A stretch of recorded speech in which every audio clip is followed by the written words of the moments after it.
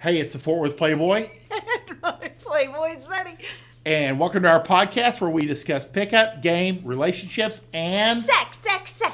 And today, it's more of an open-ended girl brain versus man brain question. Yeah. Because I came across a list that, and I've seen this in different forms over time. All over the place. place. Every heavy hitter and some small hitters have put up lists of ladies, here's how to be a good catch. And this is Richard Cooper's, and it's no hit on Richard. It's simply he had the list that it kind of dawned on me when I was reading it. Well, I mean, it's been, like 2 years ago since AJ Cortez's made, national news. Yeah. It was the same thing. Hunter Drew's done, all of the people have done. Yeah.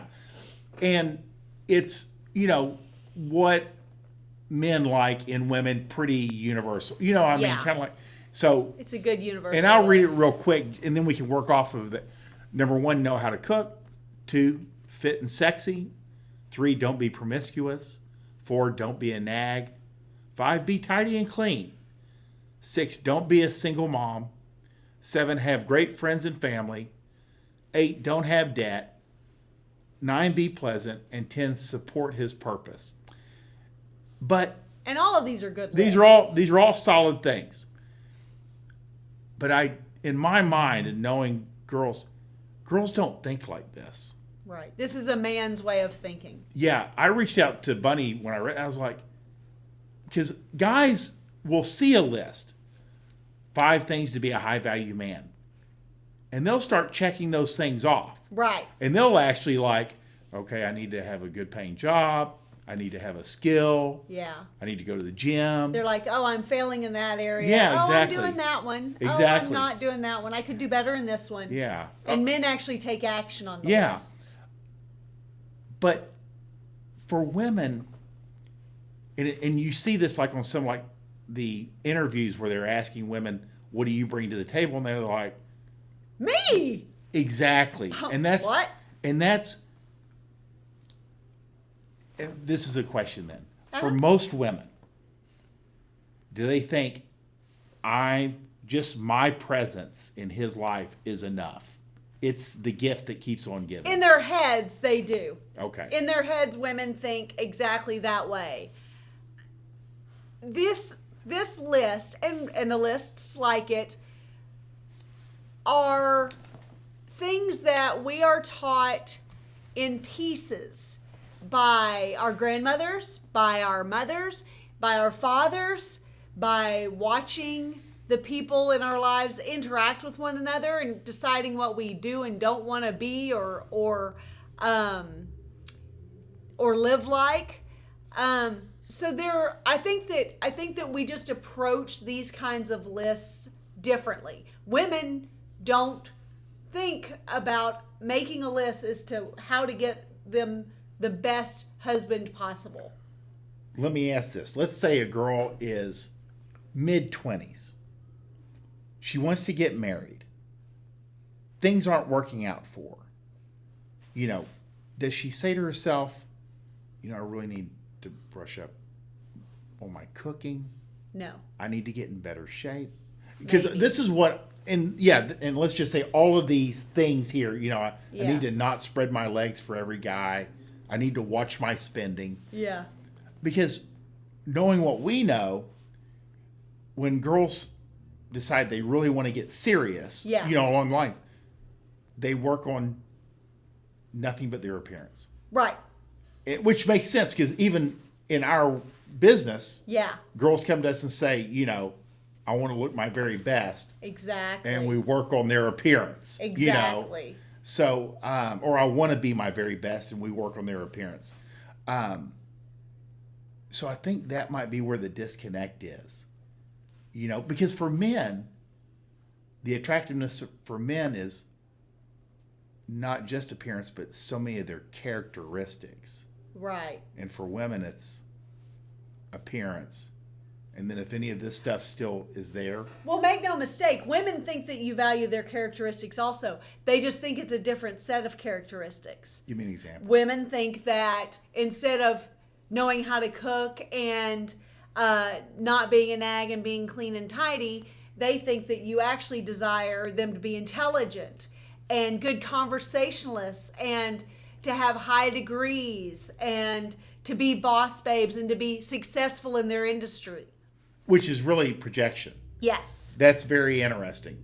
That's very. But I we've do come full think circle. exactly. I do think going through each of these would be beneficial so that our listeners, because I think that one of the main things that you and I bring to the table with all of these podcasts is simply that we say what works and why. Exactly. So I think going through each of these and kind of letting you guys know or discussing how women kind of view each of these things or how they learn them would even be beneficial.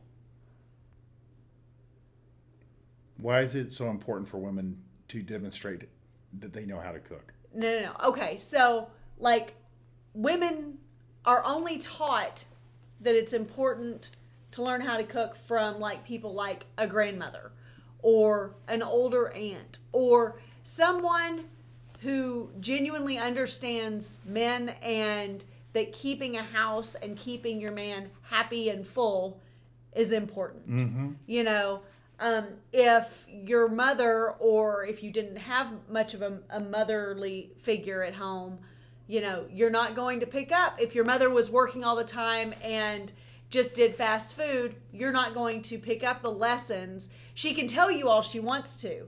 That, oh, I'd love to be able to cook for the family, but I just don't have time. If it's not a priority that you're seeing growing up as a girl, you're not going to know that that it needs to be an actual Very priority. interesting. Very interesting. That's why I say we should go through this list. Keeping fit and sexy.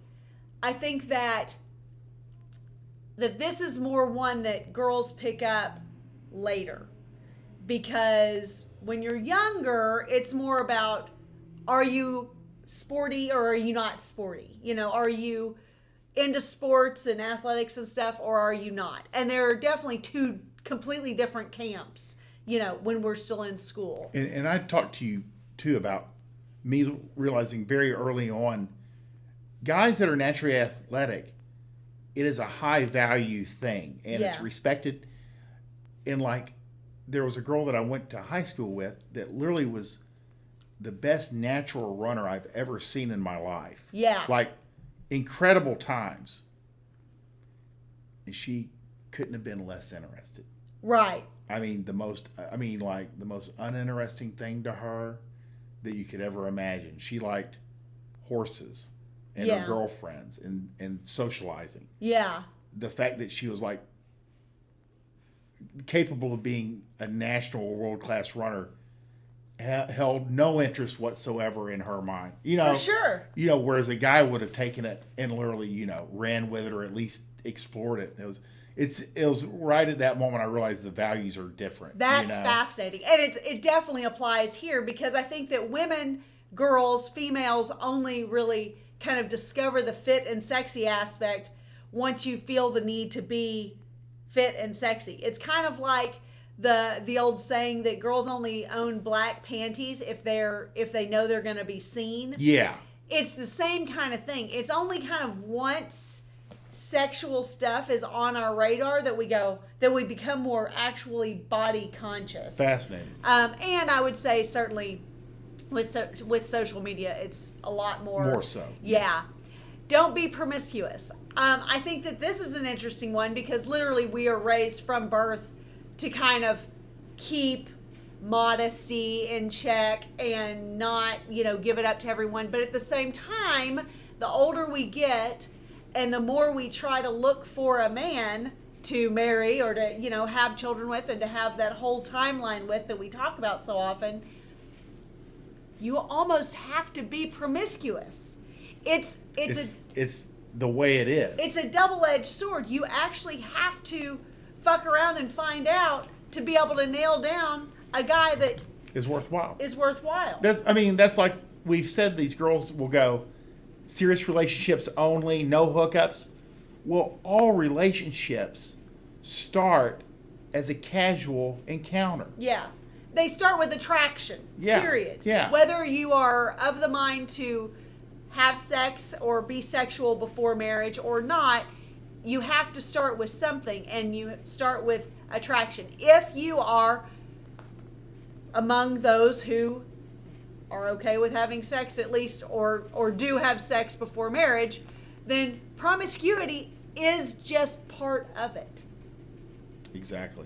Yeah, I mean, it just is. So it's kind of tricky to say, don't be promiscuous. Well, that's great, but don't expect her to have sex with you on the first date either. And you're also telling her to get the highest value guy you can. Yeah. And high value men don't wait. Yeah. You know, I mean, it is a catch-22 if there ever was one. It truly is. Number 4 is don't be a nag on this list. And that's an excellent one that girls learn from their mothers. Number 1.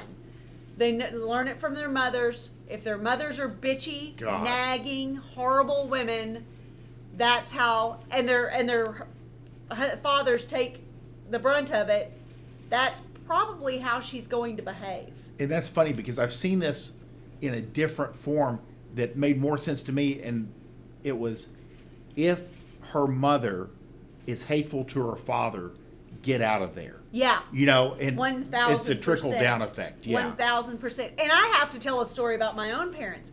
When they were newlyweds, so my parents are still together. They've been together for 48 years now. But apparently when they were newlyweds, one time my mom was kind of nagging at my dad about whatever, and he said, "Don't be a nag," and she threw a little hissy fit and like threatened to divorce him or something, but she thought twice about it because she knew that was a really stupid thing to do, and she's never nagged him again. She got her shit together, and they have had a great life. Yeah. Women who see, and her mother was not a nag. She didn't see it at home. Yeah. Her father was a strong, but she was just kind of, she was like 21, 22 years old. So she was just kind of testing the waters. Yeah. My father didn't put up with that shit, Yeah. and it stopped. Fascinating. So don't put up with it if your girl nags early. And I've been exactly what you're saying. Run if you see. Yeah, and I've been around girls that can't shut their mouths. Yeah. And they got it from their mother. Absolutely. Because their mother just verbally ran their father into the ground. And you can't, and they're not going to change. So you leave. So exactly what Forrest said. If you see it in her family, just know that you don't need that shit in your life. Be tidy and clean. I think this is kind of a tricky one because a lot of teenage girls are just shit shows. Very few, given their own, control, really keep things tidy and clean. I think a lot is said once she has a home of her own of some kind, whether she's renting her own apartment or she's got her first house, whether it's married or not. Like, I feel like that's when women turn that corner as to whether they're going to either be tidy people, organized, clean living spaces, or they're going to be complete disaster areas. There's not a lot of middle ground. This is a process because it's when they have their own stuff, and then you see some 180s when children start showing up. Yeah. Yeah, they may be the most disgusting pig. And then when that baby's on its way, they go through that nesting phase. And they never come out of it, So, and then again, and I think a lot of this, do you know how much of this is passed on from the moms? I mean, are there girls that the mom can't keep a house, but the girl turns out okay? I think so, actually, because a lot of times if the mom cannot keep house, it's all on the daughter it stresses to her do out. it. Yeah, that's interesting. And so she almost picks it up by default because somebody has to clean this fucking house. Yeah, and like my mom, because my grandmother had to work. Yeah. Because my grandfather passed away. So my mom had to raise the boys, and therefore the house was meticulous. Yes. You know what I mean? My mom's houses, even when the girls were younger, was always clean. Yeah. But she was not a clean freak, but very, and my dad liked it too. Sure. You know what I mean? So they liked orderly spaces. Exactly. So yeah, It goes a long they do have to way. start early sometimes. Yeah. It's on them. That's interesting. But I will say that you can get little cues as to how girls treat the things that they actually own. So if they've got a cracked phone, the things that they treasure in their lives, even if they're younger shit shows, if they take care of their vehicle, if they take care of their clothing, if they take care of their cell phone, the things that they actually have quote unquote ownership of at any time in their lives, you can tell how well they take care of things by how well they take care of the things that they do feel like they have ownership of. What do you think about don't be a single mom? I think Richard has like this one paragraph statement that kind of describes the reality of hooking up or marrying a single mom and the responsibilities you undertake. Yeah. And the limitations. Like, you're responsible for the children, but you can't discipline the children. In the worst case scenario. Yeah. Yeah. If you can read his one paragraph statement and go, I can live with that, you can marry a single mom. Right. And again, this isn't, girls, you're not going to find healthy women at 30, 32 that don't have kids. Right. It's like we say, up until about 35, you have, finding women that don't have kids or have never been married is good, per se. The inverse starts happening past 40. Girls that are 38 and have never had kids, it's very rare that there's not been damage for 18 years. Very rare. Yeah. And some girls just start, you had your first baby at 21. Yeah. 21, 22. It's just, you have to decide what you can live with. For men that don't have kids of their own, I think, let's say 51%, you should definitely not marry into people that have children. Does that make sense? I agree.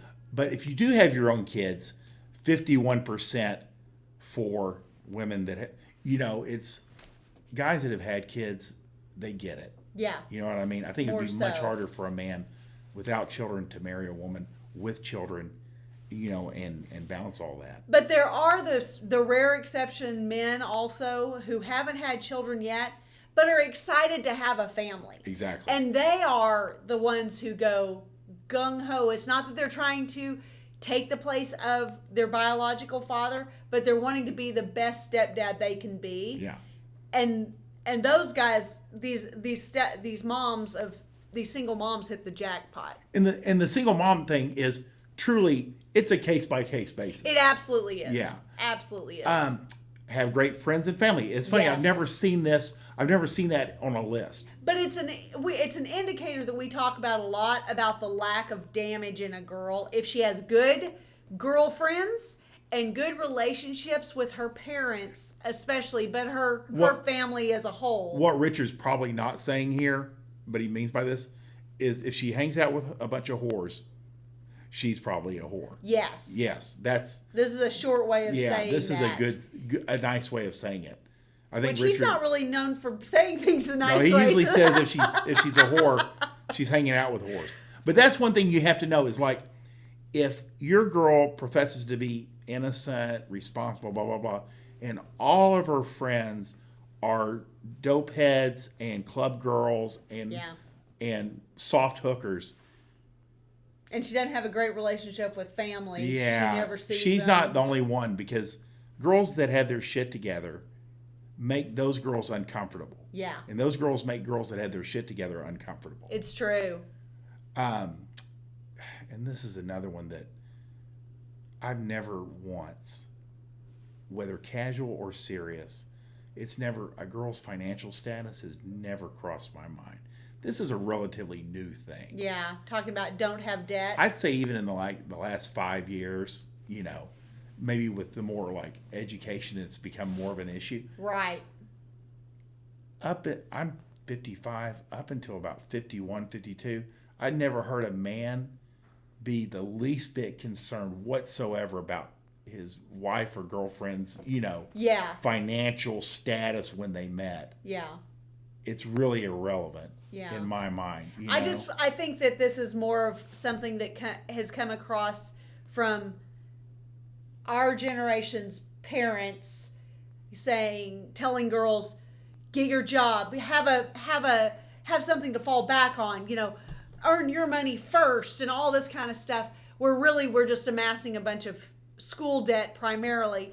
But also I think it's an indicator of shopping habits, credit card debt, because once you join forces, if you marry her, let's say, then you have to be cautious of the way she spends and handles your money. And at worst, and this is the level of like concern, I've talked to guys that their wives spending stresses them out. Yeah.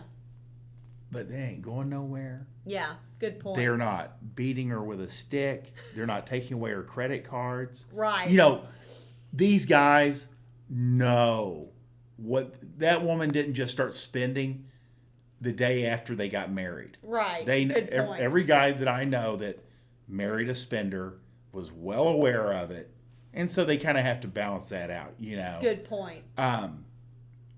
But I really think it's one of those projection things where guys are like, I need to be, solvent, or I need to have my shit together financially. It's projection. I think this is a good example of that. Girls need to be pleasant. This should have been number 1 or 2. It really should. It goes a long way. We like to say enthusiastic, pleasant, agreeable, open. Pleasing personality. Feminine, fun, and fit. But yeah. A pleasant, and again, like I say, what are a girl's responsibilities on a date? To show up, look hot. Yeah. And then third, and it's really, everything's negotiable, but a lot of the guys are like, can she be pleasant, please? Yeah.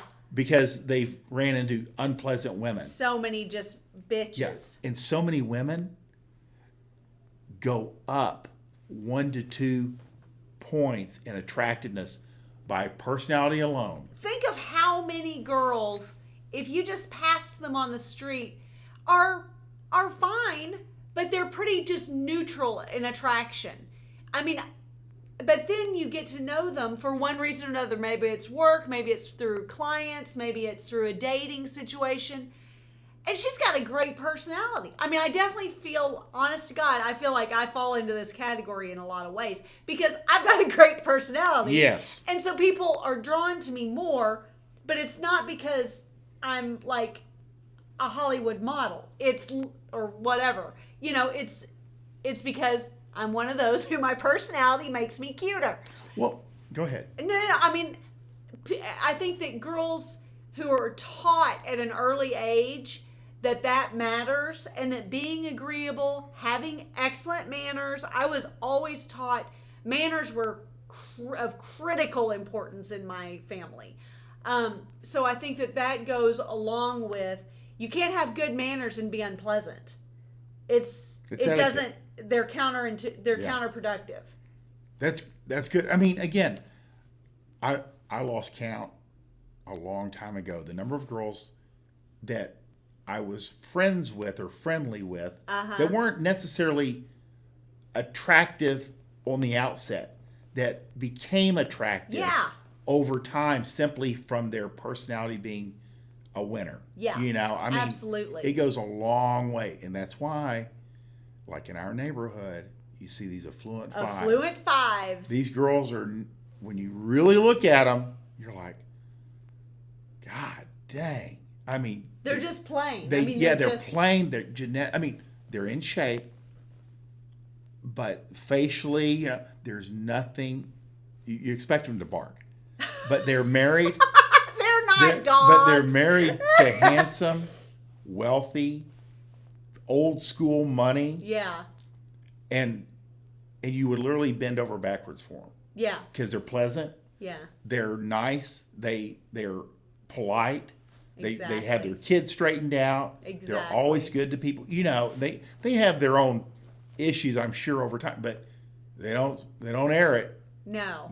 When you see them at the gym, see them out and about, they're just very social and very pleasant. Exactly. Exactly. A girl can go very far. With a pleasant personality. Yeah. It's true.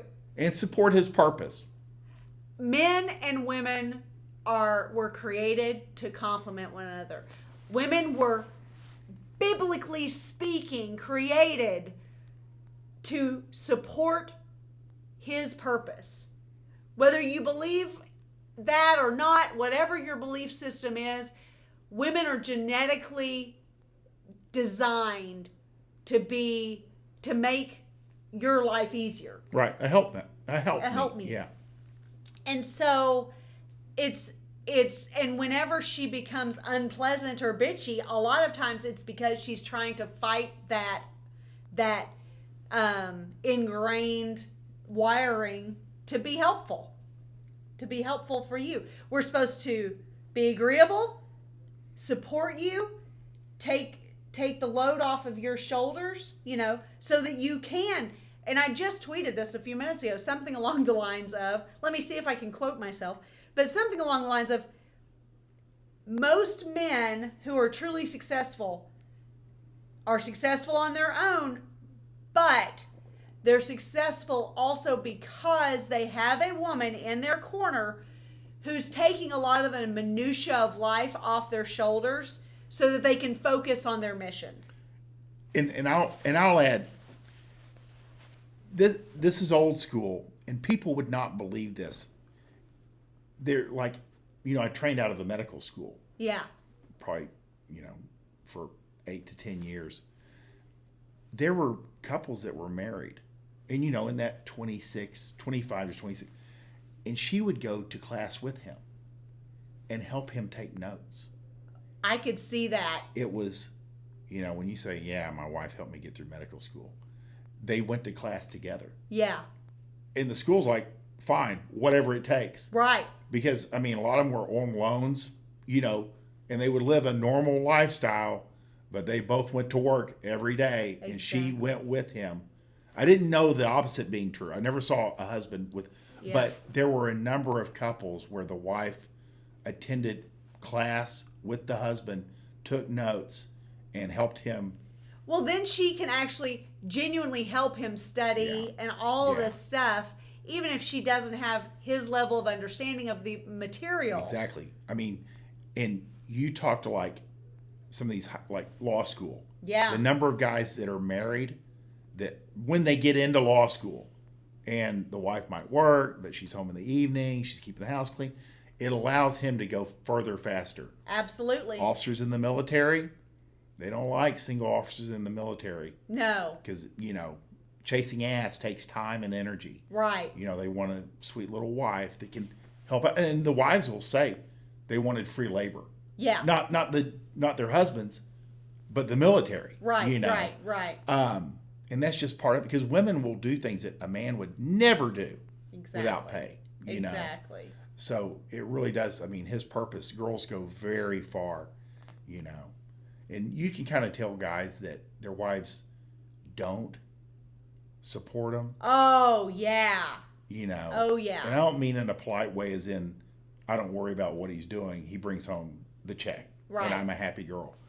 I mean, they're dismissive. Yeah. The guys are kind of, what would you say, demoralized. Yeah. Or, yeah. Being not supportive, it's never neutral. So she's either for it or she's against it. Yeah. And she doesn't hide either way. No. And what we've seen, the guys that are most successful have a lot of support. Yeah. Yeah.